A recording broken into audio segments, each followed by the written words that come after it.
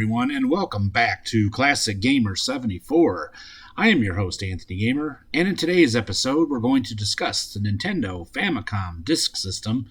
We're going to talk about how you can get the whole realistic experience of a Famicom Disk System without having to buy one, and we're going to look at some of the great games that were released for this add-on. Before we get started, I want to say a big hello to all the new subscribers. Welcome to the Classic Gamer 74 family. And as always, a big thank you and hello to all my long-term subscribers. Now, the Famicom Disk System was actually released as a peripheral for the Famicom in Japan on February 21st, 1986. And it used these special kind of floppy disks or disk cards. And the reason that Nintendo came out with this was because they thought, hey, we can actually save money by putting the games on these disks as opposed to cartridges. So when people would buy the disk system, they would actually be able to go to disc writer kiosks that were in various toys and electronic stores across the country. At these kiosks, customers could bring their own discs and then have games rewritten on them for about 500 yen. Or they could purchase blank discs for 2,000 yen. So this was kind of neat. You could actually buy these little discs, put a game on it, and then if you got tired of the game, you could go back, erase the disc, and put something else on it. So it was kind of a good deal, actually. So on paper, it sounded great. So what was the problem? Why didn't it last? Well, big problem number one was the discs were pretty flimsy and they broke really easily. Second problem was that it was real easy for pirators, so it was no problem to be able to write these discs and then turn around and sell them. The other problem that people had was the fact that it took forever to load games. I mean, it was a disk system, so those of us that were used to computers were pretty used to that. But nobody likes to have to wait for games to load on a game system, so that's part of it. But the biggest reason that it was a big failure was because of the belts. Now, the belts that ran the Famicom Disk System were not the belts like you would think, like a timing belt or a lawnmower belt or something like that. No, they were these small little pieces of plastic that kind of resemble the plastic that's around a piece of meat. Like a ham. Yeah, and they were not well made. That's why if you ever decide to buy an FDS, make sure that it has a replacement belt in it. After the FDS stopped being produced in the early 90s, 89, I believe, is when they finally gave up on it and they started making cartridges again. However, the kiosks would still be around for many years. Actually, the last one left stores around 2003, and Nintendo stopped repairing the FDSs around 2007. Although the Famicom Disk System would not get released around the world, there were plans to release it in America. If you look at the bottom of your NES, you will see this weird kind of input thing down there. According to experts, that was where the FDS was supposed to go. So interesting to see what that would have looked like. So what do you do if you would like to get the full FDS experience and you don't want to just rely on emulation? Well, you can get this device called the FDS Stick, and you won't have to worry about getting the full Famicom Disk System and have to deal with the belts and all that other stuff. So I'm going to tell you all about it. Okay, so I'm going to show you how to use the FDS Stick. And first off, we have our typical Famicom right here. Okay. All right, there is a Famicom. Remember, you cannot use a Famiclone on this. It has to be an actual Famicom. So you purchase this part. You do not have to purchase the regular disk drive. Of course, that's why we're going to be using the FDS Stick. Just purchase this part. I've seen these things go for around 20, 30 bucks. And the Famicom itself usually goes for 50 or up. All right, so you plug it in the cartridge slot like you would any cartridge. Now we'll turn it on. Now watch the television. See? Shows that intro that the Famicom is known for. Okay, and then you see Mario and Luigi make their appearance. It's asking you to put a disc card in. Now, ordinarily, that's what you would have to do. You would have to connect the Famicom disc player and then put a disc in. Well, we're going to use this little beauty, the FDS Stick. All right, let me show you how it works. So you plug it in right here, just like this. Now, watch the screen. Now watch. Uh-oh. Sorry about that. Let's try it again. Okay. So it's saying set disk. Okay. Now, okay, here we go. All right. So we're looking around at the games we want to play. Now, I've got quite a few, many as I could get. So you just pick a game. Now, let's pick probably the most famous one for the Famicom, Yome Kojo Doki Doki Panic. Select the game. Now it's going to load. Yep, there it goes.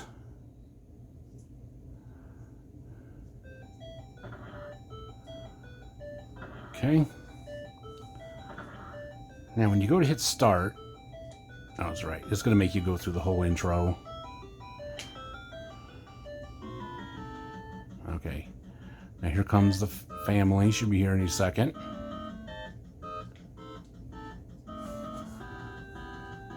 Okay. There they are. Okay. Now what do? Well, ordinarily you would flip the disc over, but instead there's nothing to flip. You just hit this button twice. 1, 2. And that simulates turning the disc over. And there you go. It's that simple. You get the Famicom Disk System experience without having to purchase the actual Famicom Disk System. Pretty cool, huh? I'll put a link in the description below so that you can get your own FDS stick. Remember what I said, though. You have to have an actual Famicom, no Famiclone, and you have to purchase that black box that sits on top there. So with that in mind, let's jump into the games. I mean, that's what we're all here for. So let's look at some FDS games that got left in Japan. And our first game is Aku Senki Runyan. In this game, you are a mech and you can transform between standing and shooting and flying. Pretty cool vertical space shooter game. I think part of the reason this was left in Japan is mech games aren't quite as popular on this side of the pond as they are in Japan, or at least at that time. Next up, we have Famicom Grand Prix 2 3D Hot Rally. Now, even though Mario and Luigi are on the cover, they are not in the game. They may be in the car, but you don't see them. Anyway, this racing game of sorts combines elements of pole position and enduro. You can actually take other turns if you want to, and you race off-road sometimes. It's a really, really cool game, and it's really a shame this was not released outside of Japan. Next up, we have a game from the Famicom Disk series, and this is Panic Space. Boy, this is a fun game. It's a puzzle game in which you are trying to direct a laser to open a door so the little man can escape. Problem is, you cannot shoot the walls or it blows everything up. The guy can walk through the laser, but you use these mirrors to reflect it and, like I said, try to get that door open. It's a really fun puzzle game, but it gets hard really, really fast. And the next one we have is Koneko Monogatari, The Adventures of Chatron. Alright, for those of you that saw the movie The Adventures of Milo and Otis, this is the tie-in game to that movie. I believe I discussed this game in my Cat Games episode, but it's kind of like Mario, sort of, but you're trying to drop apples and collect them. It's kind of a cute game, and one I'm sure the kids will enjoy a lot. Next up, we have a really cool puzzle platformer game called Electrician. In this game, the entire city has lost power. It is your responsibility to rewire the electricity back to each of these homes or apartments. I Yeah, it's obviously a high-rise building because you climb up that ladder, and then sometimes if you fall from too high, you die. But there's also these worms going around trying to eat the wires. You got to stop thieves. It's really a cool game. I really can't understand why this wasn't released in America. I think people would have really enjoyed this game over here. I know I would have. And of course, it's got a special place in my heart because my father was a master electrician. Next up, we have Roger Rabbit. Now, I know you're thinking there was a Roger Rabbit game for the NES. Yeah, it sucked. But originally in Japan, we had this kind of cool platformer game. Unfortunately, they lost the rights to the name, and when it was released in America, they were made into Looney Tunes characters and called Bugs Bunny's Castle. Honestly, the game is a whole lot of fun, though, as there's a lot of cool gags you can do when you're trying to kill the weasels, and you gotta collect items. It's really a pretty cool game. I really enjoyed it myself, but it took me a while to get the hang of it, so. Next up, we have Pat Labar, the Mobile Police Force, Dai to Shotai Shitsusudu Seiyo. In this game, you are like a RoboCop kind of thing, except you are a mech, and you're going around shooting the villains, saving people, breaking open boxes. It's a pretty cool game, actually. Doesn't take long to get the hang of it, but it's challenging enough to keep you wanting to play it again and again. Really enjoyed the game, and again, it's another one of those that it's kind of a shame it wasn't released over here. And our final game for today is Bakutushi Patten Kun. This is a tank game where you grab a tank and you go around and try to kill the other tanks and then the people that were in the tanks. You gotta really love a game that pretty much cusses at you when it tells you to when it tells you to flip the disc over. I'm not kidding, you're looking at it right there. The game itself is really cool. You're on this big, huge grid. You've got trees and stuff. You're trying to weave your way through, and it can get challenging pretty quick. The first level's pretty easy, but these enemy tanks are no joke. But it's really fun after you blow up the tank, then you have to go and kill the soldier that was in the tank. You can either shoot him or run him over. It's actually more fun to run him over, but that's just me. And again, this is a game that I'm really surprised didn't get a US release.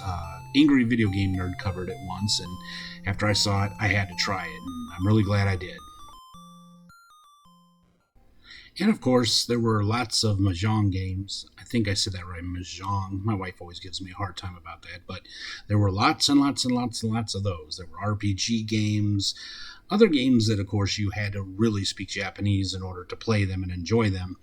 And there were, of course, some adult games, which I'm not going to discuss on this episode. I promise I will make an episode on my Patreon discussing the adult games for the Famicom Disk System. In our next episode, we're going to discuss Contra and Super C for the NES. Well, that brings this episode of Classic Gamer 74 to a close. I really hope you all enjoyed it as much as I enjoyed presenting it to you. If you did enjoy it, let me know by giving me a big thumbs up, subscribe if you haven't already, and don't forget to click that little bell icon down there so you'll be notified when I upload any new episodes. Connect with me on all my social media platforms, and please check out my Patreon channel, where I have some videos you're not going to find anywhere else. Well, until next time, this has been Anthony Gamer. Have yourselves a great week, and until next time, be strong, be safe, be happy, be healthy, and above all, take care of each other, be kind to each other, and stop hate of all kinds. See you soon. Bye for now.